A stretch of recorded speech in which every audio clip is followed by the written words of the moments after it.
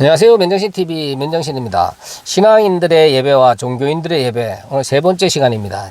제가 지난 영상을 통해서 종교인들의 특징과 신앙인들의 특징, 또 그들이 모여서 예배라고 하는 그런 종교인들의 예배와 신앙인들의 예배에 대해서 저의 생각을 또 말씀을 드린 그런 부분들이 있습니다. 그 영상 참고해 주시기를 또 바라겠습니다.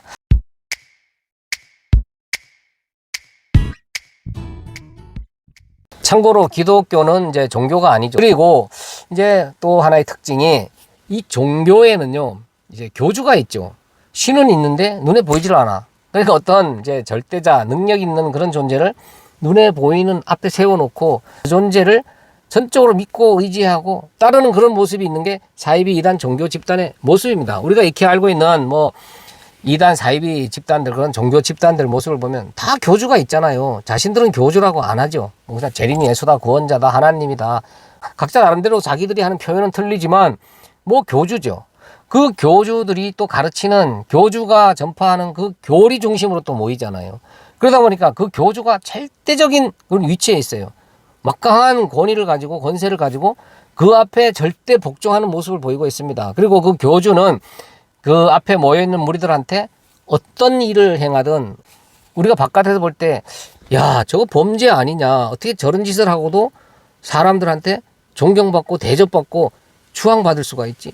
바로 교주가 막강한 권세를 갖고 있고 막강한 위치에 있기 때문에 가능한 겁니다. 그리고 그런 교주가 가르치는 교리로 그 모여있는 종교인들은 세뇌가 되어 있기 때문에 그 교리에 한번 빠지면요, 절대 나올 수가 없습니다. 가서 아무리 얘기를 해도 그냥 사단 마귀가 해방하는 걸로밖에 여기질 않는다니까요. 제가 예전에 그런 이상한 종교단체에 한번 잠깐 빠진 적이 있습니다. 근데 거기서 제일 먼저 가르치는 게 뭐냐면, 여기에 다니면 첫째, 제일 가까운 가족들로서부터 친구들, 이웃들이 극심하게 반대를 하고 거기 가면 안 된다, 거기는 잘못된 곳이라고 얘기를 할 거다. 그건 사단이 진짜 이 신앙생활을 못하게끔 방해하기 때문에 그런 얘기가 들리면 여기가 진짜다 이렇게 생각을 하면 된다. 요 교육부터 시켜요. 그거 세뇌가 된다니까요.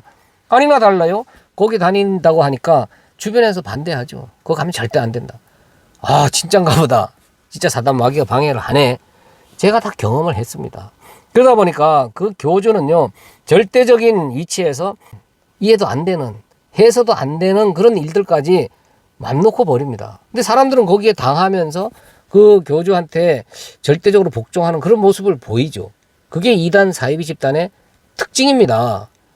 그러면 지금 우리 뭐 기독교라고 하는 정통교회라고 하는 그런 교회들의 모습은 뭐 그와 다릅니까?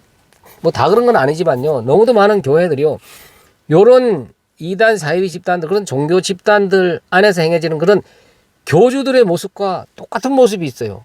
뭐 목사라고 부르고 설교자라고 부르고 전도사라고 부르고 이렇게 호칭만 다를 뿐이죠. 지금요, 너무도 많은 교회 안에서 너무도 유명하다고 하는 그런 목사라는 그런 사람들이요, 이런 이단 사이비 집단의 교주보다 더한 권세를 부려요. 더한 신적 위치에 올라가고 자신들이 하나님 행세를 하고 있어요. 기름 부은 자야, 종이야. 그러니까 나를 건드리면 안 돼. 그래서 절대 딴지도 못 걸게 만들죠. 그래서 나한테 딴지 걸면 저주받아. 그러니까 하나님이 세운 특별한 존재로 자신을 높여놓고 자신한테 절대 복종하도록 만드는 게, 그리고 거기에 복종하고 있는 모습이 기독교 간판 달고 있고 자신들은 기독교인이다, 신앙인이라고 하는 거 모여 있는데, 그런 세상 종교 집단과 똑같은 모습이라니까요. 오히려 더 심한 모습이 있습니다. 교회가 작든 크든 별반 다르지가 않아요. 그 교회 안에 내면을 들여다보면요, 그 목사 말이 절대적입니다. 그 목사가 가르치는 게 곧 성경 말씀이고 하나님 말씀이에요. 같은 성경 말씀인데 그냥 그 목사가 마음대로 가르치는 부분이 너무도 많아요. 근데 지금 대부분의 그 성도라고 하는 분들, 그 교인들은요, 그 목사 입술만 쳐다보고 신앙생활해요. 목사가 가르치는 건 다 하나님의 말씀이겠거니 다 맞는 말이지. 목사인데, 그 목사는 하나님이 세웠으니까 거기에 우리가 뭐 이러니 저러니 딴지 걸면 안 되지. 그래서 어떤 분이 기생충 신앙입니다. 그 목사한테 붙어서 그 목사만 파먹고 사는 거. 이 정도로 심각합니다. 그러다 보니까 이 각 교회마다 그 목사가 하라는 대로 하는 부분도 많고, 그 뭐 뉴스에도 많이 나오죠. 뭐 보통 볼 땐 정통교회로 다 정통교단인데 그 안에서 목사가 진짜 상상을 초월하는 그런 이단 사이비 집단에서도 들어보지 못한 그런 일들을 행하잖아요. 근데 교인들은요, 전적으로 믿어요. 비성경적인 부분을 가지고 하나님의 말씀이라고 가르치고 있는데 따르면서 하라는 대로 한다니까요. 아니 성경 어디에 11조 안 내면 하니까 도둑질한 도둑놈이고 또 그 11조를 내면 이 땅에서 부자로 살 수가 있다고 어디에 말씀을 하셨습니까? 그리고 헌금을 내면 먹값줄로 뻥 튀겨준다고 하나님께서 언제 성경 어디에 얘기를 했냐고요. 그리고 록펠러 같은 진짜 세상이 아는 다 악덕 기업가를 11조 잘해서 부자가 된 그런 11조의 비밀을 알고 있는 자다. 이렇게 포장을 해서 가르쳐도 그걸 전적으로 믿는 그런 떼바보 집단이 되어버렸다니까요. 그러니까 목사들이 온갖 범죄를 저지르고 사악한 짓거리를 하고 진짜 재판을 받아서 죄를 인정받고 교도소에 갔는데 교도소 앞에 가서 그 목사 석방을 위해서 금식 기도하고 통성 기도하고 그 목사 비리를 이 보도를 한 신문사, 언론사, 방송사 앞에 가서 시위를 해요. 왜 우리 목사를 모함하느냐. 이 마귀 사탄들이 모함을 해서 모함을 받았기 때문에 기도를 해야 된답니다. 그 다 마귀들의 짓거리라는 거죠. 그 사이비 집단만 그래요? 지금 유명하다 하는 목사들이 그런 이상한 짓거리에서 그런 법의 심판을 받았는데 그 교인들이 가서 그런 짓거리 하는 거 얼마나 많습니까? 이게 종교 집단 교주들을 따르는 그런 종교인들과 뭐가 다르냐 이 말입니다. 그러니까 지금 기독교 간판은 달고 있지만 그런 사이비 이단 종교 집단화가 되어버린 그런 정통으로 가장한 이 세상 최대의 사이비 집단 그런 모습이 되어버렸다. 저는 그런 생각이 들어요.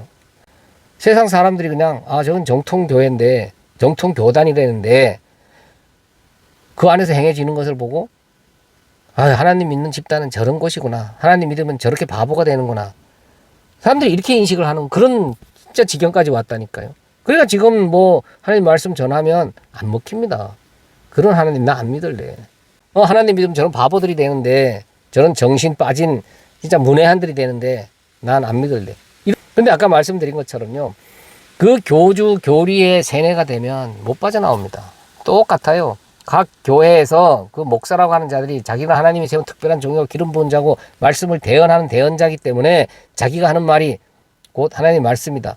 이렇게 해서 그 앞에 모여있는 교인들을 세뇌시키다 보니까 이제 그 목사하는 말이 진짜 맞는 말인 줄 알고 거기에 전적으로 복종하는 모습이 되었잖아요. 그러니까 그 목사 하는 말이 틀려. 그거 아니야. 그거 성경적인 거 아니고 하나님 말씀도 아니야. 가서 얘기를 하면요. 그냥 사단 마귀 취급을 해요. 더군다나 같은 교회 그 목사 밑에 같이 있다가 이 목사 말이 아니다. 틀렸다. 이 교회 지금 잘못 가고 있다. 얘기하면요. 교회를 무너뜨리기 위해서 침투한 사단 마귀 세력, 뭐 이단 사이비 집단에서 파견한 그런 불순분자 그런 쪽으로 생각을 한다니까요. 저도 직접 그런 경험을 했어요. 김성수 목사 말씀처럼 바로 말씀 좀 들어라 그랬더니 저거 신천지에서 교회를 무너뜨리기 위해서 들어온 가짜 교인이다. 나 참 더러워서 그런 교주 중심으로 똘똘 뭉쳐가지고 자기들이 믿는 그 신을 어떻게 하면 잘 대접을 해서 그 신의 노염을 안 타서 또 신을 감동을 시켜서 내가 더 많은 것을 얻어낼 수 있을까? 유익을 챙길 수 있을까? 또 해코지를 안 받을 수 있을까? 그래서 그런 종교 행위에 또 번지르르하게 또 이렇게 포장을 잘합니다. 그래서 제가 지난 영상에 말씀드렸다시피 그런 종교인들은 외형적인 거, 눈에 보이는 그런 형식을 굉장히 중요하게 할 수밖에 없어요. 그러니까 그 교주를 잘 떠받드는 겁니다. 잘 섬기는 거예요. 그 교주가 감동을 해야 되고 그 교주가 노여움을 타면 나한테 뭔가 불이익이 오고 내가 받을 복을 못 받을까 봐. 근데 지금 교회 안에서도 그 목사를 하나님처럼 섬겨라. 목사가 어떤 짓을 해도 딴지 걸면 저주받는다. 그리고 목사 내쫓는 자리에 함께 하지 마라. 제 주변에 어떤 목사도요. 목사 내쫓았더니 어떤 장로, 어떤 집사 집에 불나고 사업이 망하고 가족 중에 누가 목숨을 잃고 지금 집안이 다 망했다. 실제로 그렇게 공포심을 조장한다니까요. 이게 뭡니까? 자기가 교주 행세를 하는 거예요. 나한테 함부로 하지 마라. 내가 어떤 짓을 해도 딴지 걸지 말라는 겁니다. 근데 대부분 교인들은요. 그 말을 전적으로 믿고 거기에 두려움을 갖고 그 목사를 교주처럼 지금 떠받들고 있는 그런 모습이 아닙니까? 누차 말씀드렸다시피요. 목사는요. 하나님의 말씀인 성경을 가르쳐주는 선생의 직분을 받은 자입니다. 성경은 비밀로 되어 있다 그러죠. 그래서 그걸 잘 배우고 연구를 해서 잘 해석해주는 선생이 필요합니다. 선생은요. 그 말씀만 잘 가르쳐주면 돼요. 성도들은 그 선생을 통해 하나님 말씀만 잘 배우면 됩니다. 그 선생을 추종하거나 그 선생을 높이 떠받들고 하나님과 같이 그 선생을 잘 대접해서 뭔가 얻어내려고 하면 안 된다니까요. 물론 앞에 가르치는 그 선생을 존경하고 존중해야죠. 같은 하나님 믿는 성도로서 서로 존중하고 존경하는 거지, 그 사람이 특별한 존재라고 해서 추앙하고 높여줘서는 안 된다 이 말입니다. 근데 지금 너무도 많은 그런 설교자 목사들이요, 너무 대접을 받아요. 목사가 왜 대접을 받습니까? 아니, 목사가 하나님 말씀 전했으니까 호사를 누려야 돼요. 예를 들어서 교인 100명일 때 100만 원 받으면서 이 목사가 생활을 했다면 지금 1000명, 10,000명, 10만 명 됐으면 더 받아야 됩니까? 내가 교인 작을 때는 작은 사례비 받았는데 이제 교인이 많아졌으니까 이게 다 내 공로로 이렇게 많은 교인이 되고 큰 교회 되고 세계적인 교회 되고 내가 유명한 목사가 됐으니까 더 많은 사례비를 받아야 되고, 교인들한테 3억짜리 차 받아서 타야 되고, 둘이 살지만 30억짜리 아파트 그 안에서 생활을 해야 되고, 그리고 교회 안에 으리으리한 목사 사무실을 꾸며서 거기에서 손님 접대하면서 진짜 떵떵거리는 그런 목회자가 돼야 되고, 교회 출근할 때 교인들 다 차단시키고 중간에 무전기 들고 경호원들이 1번 통과 2번 통과해서 내가 먼저 교회에 들어가야 되고, 또 운전기사 둬야 되고, 사무실에 비서 둬야 되고. 아니, 왜 그래야 돼요? 목사가. 목사는 하나님의 말씀을 전하는 전도자입니다. 전도자들은 자기를 희생하고 진짜 그 말씀 전하는 일에 진짜 내 생명을 걸고 해야 되는 게 하나님 말씀 전하는 자들의 모습입니다. 성경에 나오는 어떤 선지자, 어떤 말씀을 전하는 그런 전도자들도 말씀 전한 대가받아 호사를 누리는 그런 모습은 성경 어디에도 없습니다. 아니, 목사도 어느 정도 살고 또 편안해야 말씀을 잘 전할 거 아니냐. 그러니까 성도가 적든 많든 적당한 사례비에 적당한 생활을 유지할 수 있으면 된다. 저는 그렇게 생각을 합니다. 왜 성도가 많아지면 더 많은 사례비, 더 많은 부대 비용을 지불해서 땅땅거리는 목사로 그렇게 생활을 해야 되냐 이 말이에요. 아니, 목사가 뭐가 바빠서 비서를 두고 운전기사를 둡니까? 그래, 목사가 성도가 50명 있을 때 비서 두고 기사 뒀어요? 자기가 골방에서 설교 준비해서 말씀 전했잖아요. 시간 아껴가면서 말씀 전했잖아요. 제 주변에도 보면요, 목사 부부가 직장 생활하면서 일하면서 잠 덜 자가면서 주일날 그 말씀 전하고 성도들한테 말씀 가르치는 그런 분들 많이 계십니다. 아니, 그런 분들은 바보라서 그렇게 합니까? 아니면 선교지에 가서 진짜 목숨 내 걸고 그런 원주민들과 똑같은 모습으로 그들이 먹는 음식 먹어가면서 바보라서 가서 그런 일을 합니까? 그게 진짜 하나님 말씀 전하는 자들의 모습이에요. 그런데 이곳에서 편하게 말씀을 전하는 그런 목사들은 점점 더 많은 대접을 받아야 되는 이유가 뭐가 있냐 이 말이에요. 성도가 작든 크든 교회가 작든 크든 똑같은 사례비에 똑같은 위치에서 똑같은 그런 생활 환경을 유지하면서 말씀을 전해야 된다는 게 제 생각입니다. 내가 큰 교회를 읽었으니까 엄청난 부를 누리려고 하는 그런 목사들 많잖아요. 가족들까지 호사를 누리죠. 세습까지 하는 게 바로 그 모습입니다. 그리고 세상적인 무슨 사업도 엄청나게 크게 하죠. 요게 다 세상 기복파라서 종교인들만 끌어모아서 종교 지도자, 교주가 된 자들이에요. 그러니까 자기가 대접받는 겁니다. 신앙인, 진짜 선생은요, 절대 자기들 대접을 안 받습니다. 자기가 그런 높은 위치에 올라가지도 않죠. 올라갈 수도 없고 자기를 더 희생합니다.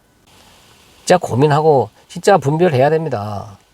내가 이런 교주를 섬기면서 이런 기독교 간판 달고 있는 사이비 2단 종교 집단 안에 내가 지금 있는 건 아닐까.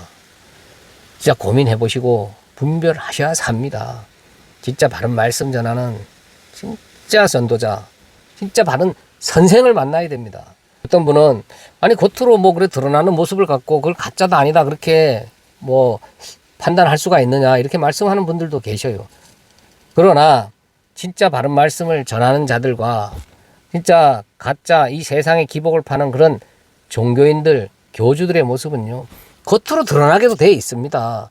우리가 이게 바른 말씀이냐 아니냐 그런 말씀을 기준으로 분별하기가 어렵죠. 그래서 제가 김성수 목사처럼 바른 말씀 전하는 분들 말씀을 들어보라고 계속 전하는 이유도 그겁니다. 말씀을 분별하라고. 그러나 그런 말씀을 갖고 분별하기 이전에 우리가 겉으로 드러나는 모습을 갖고도 얼마든지 분별할 수가 있기 때문에 제가 겉으로 보이는 모습을 보고 제발 정신 차리고 분별하라고 제가 이렇게 말씀을 드리는 겁니다. 우리가 정상적인 사고방식을 갖고 있는 사람이라면 겉으로 드러나는 모습을 갖고도 얼마든지 이곳은 가짜다 진짜다, 이건 종교 집단이다, 여기가 진짜 신앙인이 모여있는 진짜 교회구나, 분별할 수가 있어야 된다 이 말입니다. 그러니까 분별하지 않으면 그런 교주 같은 목사 따라서 그런 교주가 있는 그런 기독교 사이비 이단 집단에 빠져서 멸망의 길로 갑니다. 죽습니다. 내가 사는 길은 그걸 분별을 해서 그곳에서 나오는 그 방법밖에 없습니다. 진짜 바른 말씀을 전하는 진짜 선생을 만나야 삽니다. 그리고 진짜 하나님의 택한 백성들, 거룩한 성전된 무리들이 모여있는 그런 진짜 교회가 어떤 곳인지 우리가 분별해야 됩니다. 우리가 보고 분별할 수 있는 그런 부분들이 분명히 있습니다. 보고도 분별하지 못한다는 것은요, 우리 안에 진짜 바른 말씀이 없다는 얘기고 하나님이 택한 백성이 아닐 수도 있다. 저는 그런 생각이 듭니다. 진짜 하나님 택한 백성이라면 눈에 보이는 것으로도 우선 판단을 해야 됩니다. 그래서 제가 말씀을 드리는 겁니다. 진짜 고민하시고 분별하셔야 합니다. 감사합니다. 맨정신TV 맨정신입니다.